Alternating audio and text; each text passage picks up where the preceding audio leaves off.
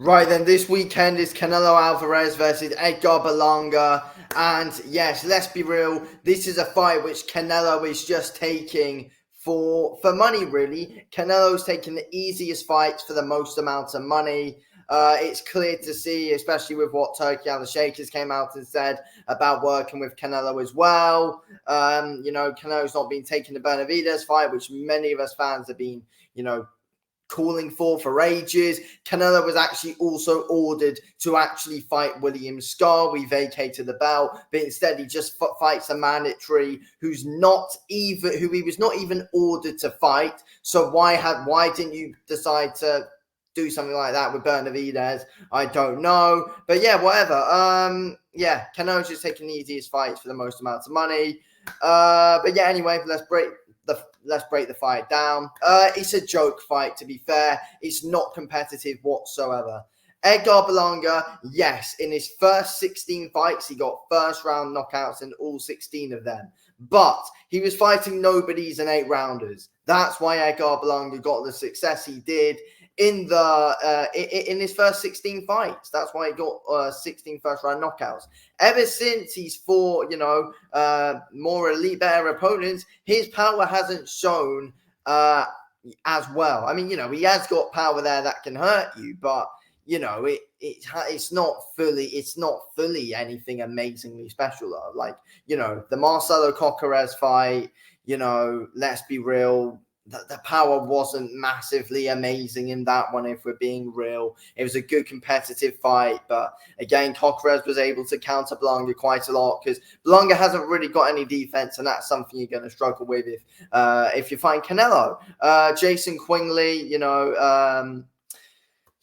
Demetrius Andrade, who is a top guy in the super middleweight division, got Quingley out of there in 2 rounds.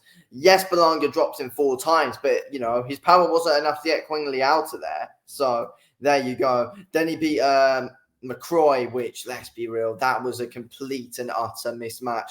McCroy's beaten no one. He's just unbeaten, so Eddie Hearn stuck him in there with Berlanga just at what they thought would be a decent win. But no, Canelo's just going to walk this man down easily, to be fair. I mean, what Berlanga is good at is, we have seen him, be good at, putting the pressure on you and backing you up against the ropes. But he hasn't done that against any elite level guy. He's not going to be able to do that against Canelo. Canelo's not going to... I don't see him putting Canelo on the back foot, really, to be fair. And if he does, he's just going to be encountered all night anyway. And if he does get Canelo on the back foot at a point, Canelo's just going to easily turn it around. And the thing with Berlanga as well is, I don't know why Canelo's picked this one. Like, all Berlanga's done is really, he's beat people bigger than him. Like, Berlanga is naturally bigger than basically everyone who he's fought. So, that's why he's been doing well. Berlanga's a strong guy because he's bigger than everyone who he's fought in the weight. Berlanga's a big super middleweight.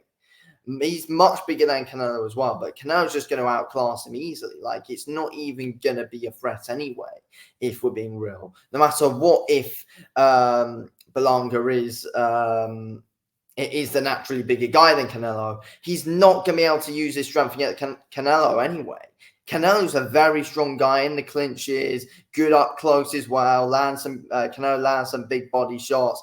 And, Berlanga, from what we've seen, he is a pretty easy target to the body. I mean, McCroy was able to get some good success there. Quingley was able to get some good success there. And, when Berlanga was pressuring them, Berlanga was just there to be countered. He was just bloody there to be countered.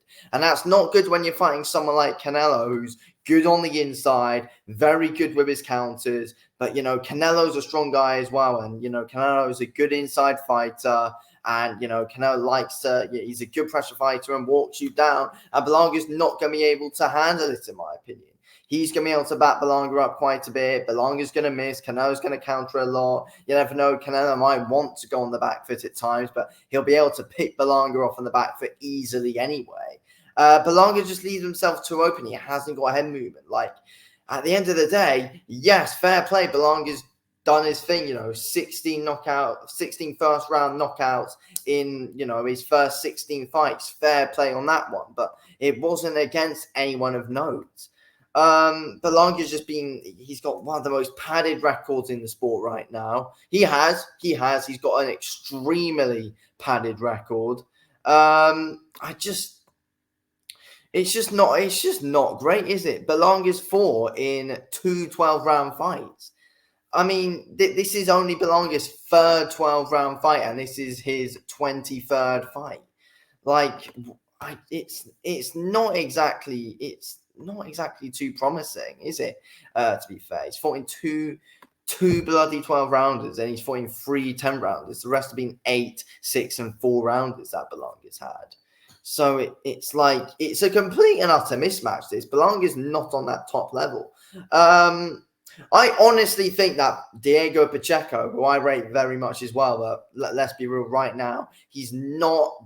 Pacheco's just about outside the elites right now, but Pacheco would literally run through Edgar Berlanga, in my opinion. Diego Pacheco would run through the guy, and that should have been the fight to make, in my opinion. Pacheco and Berlanga. But yeah, it's a shame that this one's happening. Canelo's just too good all round for him. But right now, it just seems like Canelo's kind of cashing out, and this is the reason why Canelo's taken this fight against Berlanga. Canelo is cashing out. Simple as that. Like, again, though, there's been a odd bit of trash talk between Canelo and Berlanga in the build-up, but it's been nothing amazing. The promotion's been nothing amazingly special.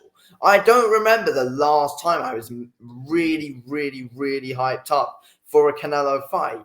I wasn't too hyped for Munguia. I wasn't hyped for Jamel Charlo whatsoever. John Ryder I wasn't hyped for. Triple G trilogy. I mean, I think it was kind of obvious that Canelo was going to win that one, but I do like Triple G. But, it's just like you can't really get hyped for a Canelo fight anymore, to be fair. It's just an easy cash-out fight for Canelo. And, it's against an unbeaten guy. Yes, but Berlanga hasn't beat anyone. That's the thing. Berlanga's never beat anyone of note. And the people who he has beaten, he's got a good, significant, size difference over them anyway, Edgar Berlanga has. But look, I see Canelo bullying this guy. I honestly see Canelo bullying this guy, to be fair. And, Berlanga's going to get a taste of his own medicine. But again, in a way, I would like to see Canelo get beat. But look, Canelo's going to walk through him no matter what. Canelo's going to, brutally beat him down with body shots. If it goes past 7, I'm going to be very surprised. I mean, if it even goes past 6, to be fair, it could be pretty surprising.